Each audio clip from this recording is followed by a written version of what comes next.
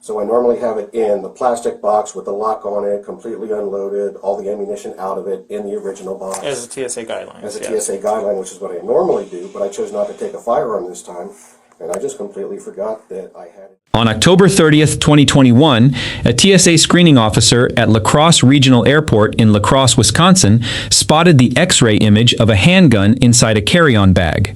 The bag belonged to an 18-year military veteran and helicopter nurse. We'll simply call him Mr. Passenger. TSA immediately contacted the La Crosse Police Department, and Officer Dan Howe responded. Welcome to Badge Done Right, where we spotlight law enforcement done right. If you're new here, hit subscribe and join us. Now let's get into the story. His bag is perfectly held in our X-ray. He has a loaded firearm in there. Looks like it might be around a 10mm. Clip's loaded, one is in the chamber. He says he used to be military. He works right now as a helicopter nurse.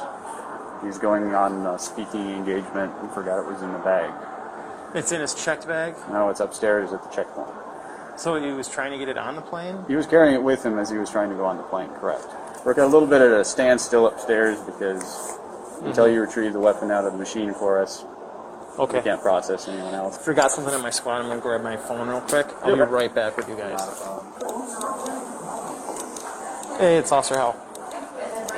Hey, this guy up at the airport tried to have he had a loaded gun with one in the chamber in his bag that he tried to go through security with.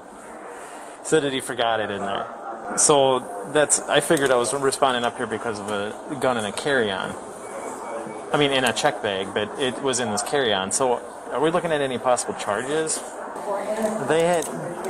Right now the security checkpoint is shut down until I actually remove the gun from the scanner. So I'm going to hurry up and get up there so that it can open up security again.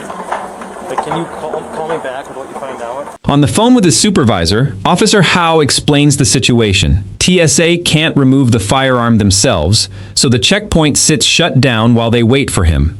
That's not TSA being difficult, that's the law. The Transportation Security Administration is an agency of the Department of Homeland Security, created by the Aviation and Transportation Security Act after the September 11th attacks. Under Section 44,901 of Title 49 of the U.S. Code, TSA is responsible for screening all passengers and property carried aboard passenger aircraft. The people doing that screening are transportation security officers. And here's the detail most travelers don't know. TSOs are not law enforcement officers. They screen, they do not arrest, and they do not handle firearms. When a TSO finds a weapon, their job is to notify law enforcement, full stop. That is precisely why Officer Howe had to drive out there before anyone could touch that bag. So we're not allowed to handle firearms, so you're going to have to look at it for us. We've got, let's see, what, a 9mm maybe? It's got... Can you tell if there's one in the chamber? Yeah, right there. In the chamber, and then a clip. Okay.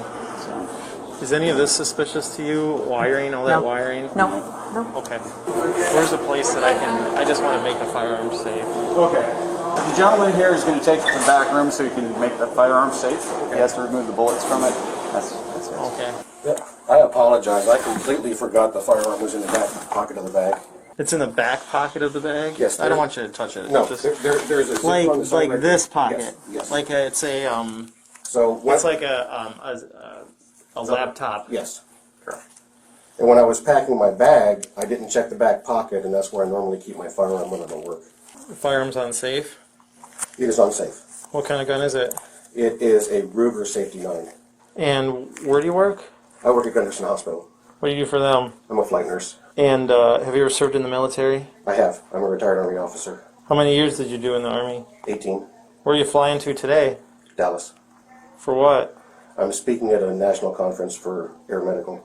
You don't normally pack a firearm in your check bag? I normally do, but this trip is so short, I chose not to take a firearm with me. So I normally have it in the plastic box with the lock on it, completely unloaded, all the ammunition out of it in the original box. As a TSA guideline. As a TSA guideline, which is what I normally do, but I chose not to take a firearm this time, and I just completely forgot that I had it in the back pocket of my backpack. What time is your plane supposed to leave today? 12:40, I think. Okay. Could I get you to wait out with this gentleman out here? Sure. Officer Howe asks Mr. Passenger to step aside and, following the passenger's own directions, finds a loaded firearm in a separate zippered compartment of the backpack. Section 1540.111 of Title 49 of the Code of Federal Regulations is blunt. You may not have a weapon on you or in your accessible property once screening has begun. But that same regulation lays out the legal path travelers keep missing. A firearm can fly, if it's unloaded, declared to the airline before checking the bag, and locked in a hard-sided case only you can open.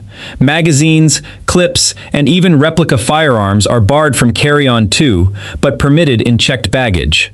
The rule isn't no guns. The rule is not in the cabin and not by surprise. And this happens far more than you'd think. In 2021, TSA officers detected 5,972 firearms at checkpoints nationwide, a sharp jump from the 4,432 found in 2019. About 86% of them were loaded. When Congress held hearings on this in early 2022, airport directors from Atlanta and Miami testified that roughly 90 to 95% of the travelers caught said exactly what Mr. Passenger said. I forgot it was in there. Here's your bag back. Okay. Can you just take a seat for me right now? I'm trying to identify if there's any criminal charges from this. Obviously, you're letting me know that it was an accident. It appears to be an accident. The contents of your bag are consistent with what you say you're traveling for. Just kind of hang out right now. You're not free to leave. The firearm has been removed from your bag. Let me just work this out with my supervisor, and we'll try to get you on your way, all right? Okay, very good. Officer Howe tells Mr. Passenger he needs to talk to his supervisor and to TSA before deciding on charges. So what was actually on the table? Two completely separate tracks, and people confuse them constantly. Track 1 is civil. Under Section 46,303 of Title 49, a traveler with a concealed accessible weapon is liable for a civil penalty, not a criminal charge, but a fine. TSA doesn't tell you on the spot. The case goes to their regulatory department, and if they find a violation, they mail you a notice of violation. A concealed carry permit does not exempt you. TSA's published range for a loaded firearm at a checkpoint runs into the thousands of dollars. Track 2 is criminal, and it's a different statute entirely. Section 46,505 is the criminal provision, carrying a possible fine and up to 10 years in prison. But here's the part that matters for Mr. Passenger. In the 2002 case United States versus Hedrick, a federal court in the Southern District of Ohio worked through what that criminal statute actually requires, and the defendant's mental state is central to it.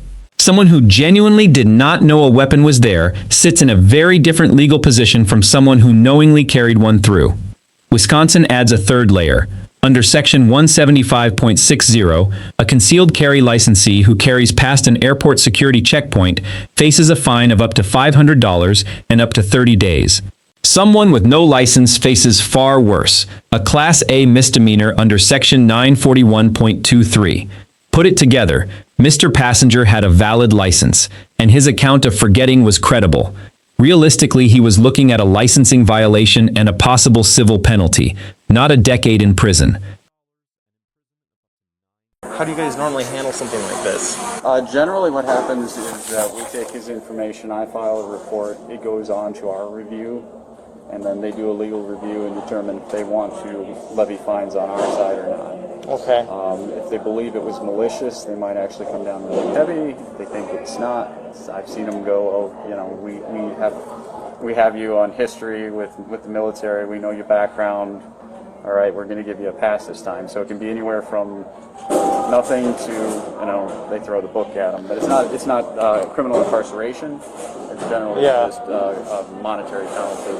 Basically, you know, what we look for is that, you know, the weapon's rendered safe.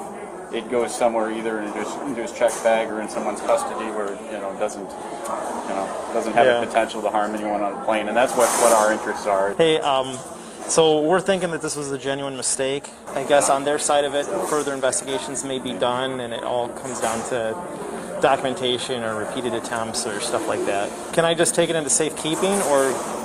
Actually, my wife's here if you can turn it over to her. His wife is here as well, if we can turn it over to his wife. All right. No charges. Good. I believe it was a genuine mistake, and you can turn the firearm over to your wife. I can deliver it to her if you'd like. That's her right there. Do you have any questions for me? No, sir. I appreciate your help, and I genuinely apologize. He let him go. Officer Howe let Mr. Passenger leave to catch his flight, returned the firearm to the man's wife waiting outside the checkpoint, and left the airport. No handcuffs, no charges filed at the scene.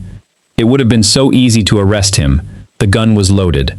It was in a carry-on. It was at an airport, the one place in America where I forgot sounds like the weakest excuse there is.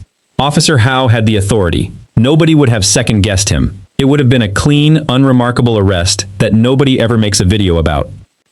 He didn't do it. And notice what he did instead. He slowed down. He called his supervisor. He talked to TSA. He let the man explain himself.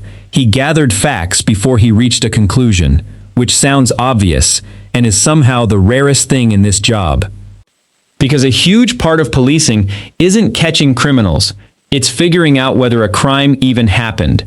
A loaded gun in a bag looks identical whether it belongs to a threat or to a tired nurse who packed in a hurry. The badge doesn't tell you which one you're looking at. Only the work does. None of that makes Mr. Passenger blameless. He carried a loaded firearm into an airport, and a permit doesn't cancel the responsibility that comes with owning one. He got a better outcome than he was strictly entitled to. But he also handled it the way you'd want anyone to. Calm, honest, cooperative. And that mattered more than he probably realized. 2 people had a chance to make this worse. Neither one took it.